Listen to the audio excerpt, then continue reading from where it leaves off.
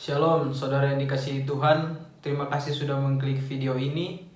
Melalui video ini saya ingin memaparkan tugas akhir semester saya, di mana saya ingin menjelaskan dan menerangkan tentang refleksi saya selama perkuliahan satu semester ini dengan mengambil mata kuliah teologi dan komunikasi yang diampu oleh Ibu Iki Prayitno.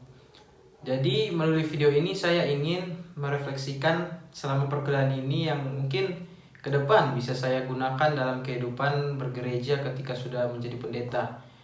Nah, untuk pembelajaran yang saya ingin menjelaskan di dalam video ini, saya sangat tertarik dengan penjelasan atau materi yang mungkin gereja yang berjudul gereja dalam ruang komunikasi publik, di mana saya ingin menjelaskan materi ini sesuai tangkapan saya selama perkuliahan ini dan juga kasus-kasus yang terjadi dalam kehidupan bergereja. Mungkin saya akan menjelaskannya seperti ini.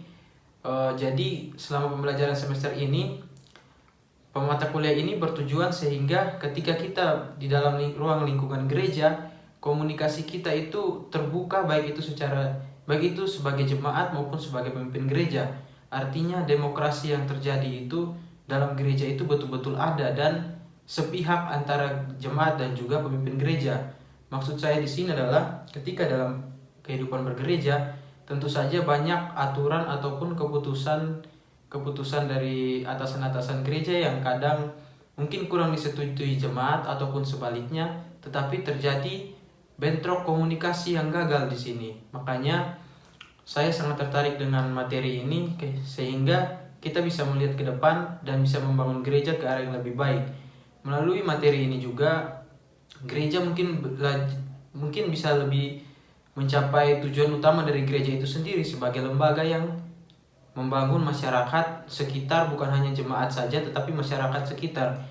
Maksudnya adalah gereja itu sama-sama bertumbuh dengan jemaat, sama-sama membangun gereja ke arah lebih baik, yaitu jemaat juga memberikan tanggapan, pendapat, masukan, dan gereja pun menerima dengan lapang dada, sehingga ke depan gereja itu bisa terlaksana segala visi dan misinya dengan baik.